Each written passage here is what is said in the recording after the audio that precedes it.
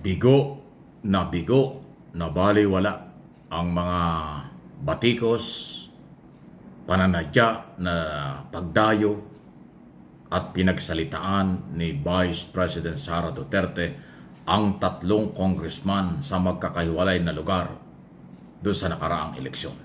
Ang tinutukoy ko po ay ang kanyang ginawang panlalait, pamimersonal kay Congresswoman Luistro ng 2nd District ng Batangas, Congressman Joel Chua ng 3 Distrito ng Maynila, at Congressman Valeriano ng 2 Distrito ng Manila, Tondo, Manila.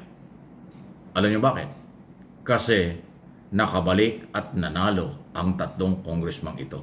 Isa lang po yung hindi nakabalik na pinersonal din ni Sara Duterte. Yan ay si Congressman Abante ng 6th District ng Manila.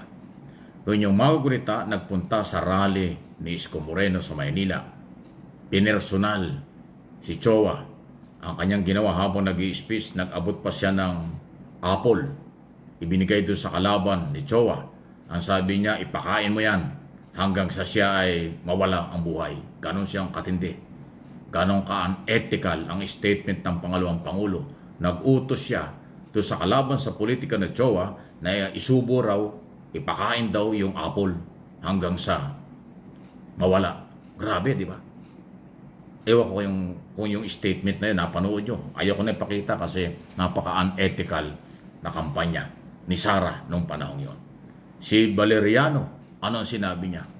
Ano ba yung congressman yan? Walang liig. Isipin mo, puro personal. Okay?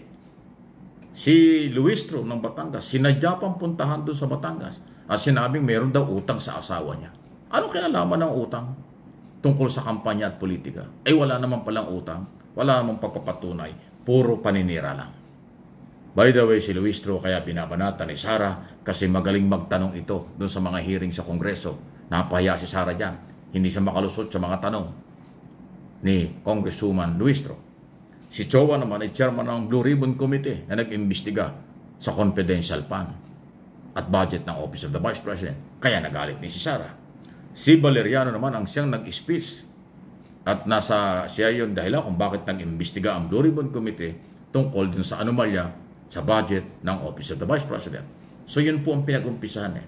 Pero sa halip na sagutin ni Sara ang lahat ng issue sa tamang proseso doon sa public hearing, naging iba ang dating niya.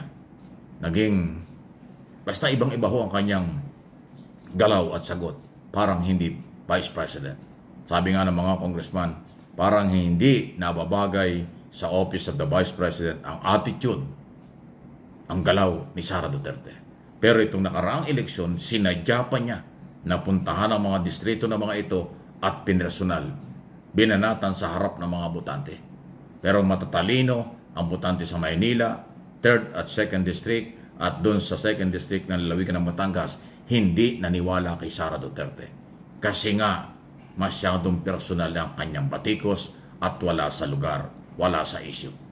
So kaya yun ang sinasabi ko, napahiya, hindi niya natalo, hindi niya nasiraan, hindi niya nakumbinsi ang mga botante. Sa halip, nanalo pa, sinuportahan pa, nakabuti pa yung ginawang paninira ng personal ni Sara Duterte dahil nagising ang mamamayan ng Tondo, nagising ang mamamayan ng Santa Cruz, Maynila, nagising ang mamamayan ng 2 Distrito ng Batangas. Sa halip na maniwala sa kanya, sinuportahan pa yung kanyang binatikos kaya makakabalik at ngayon ay another congressman-elect. Ano inyong masasabi dyan? Totoo lahat yan, walang pictures yan. Nag-viral ang mga batikos ni Sara kay Valeriano, kay Chua at kay Luistro. Pero ang mamamayan ay matatalino, ang botante ay matatalino, hindi naniwala sa personal na batikos. Sa halip, naniwala sila sa kakayanan, pagkatao, bilang mga professional, etong 3 congressman. Ang naging biktima lang ay si Abante nga, dahil natalo sa ika-6 na distrito ng Manila. Any comment, reaksyon? Malaya po kayo. Samantala, sa iba nating issue pa rin, eto na. President Bongbong Marcos Jr. Sinisisi na naman ng mga taga-suporta ni Harry Roque at ng mga Duterte supporters Dahil nga po sa meron ng standing warrant of arrest. Merong malakas na ebidensya, probable cause na nakita ang Angeles City Regional Trial Court sa kasong qualified human trafficking laban sa dating spokesman ni Duterte. Okay, na si Harry Roque. At dahil dyan, sinisisi na naman si BBBM. Kakagawan daw ng gobyerno ni Pangulong Marcos kaya nagkaroon ng warrant of arrest. Ay, kalokohan yun. Ang korte ay nag-i-issue ng warrant of arrest base sa ebidensya, base sa dokumento, hindi base sa Pangulo, hindi base sa gobyerno. Common sense lang eh.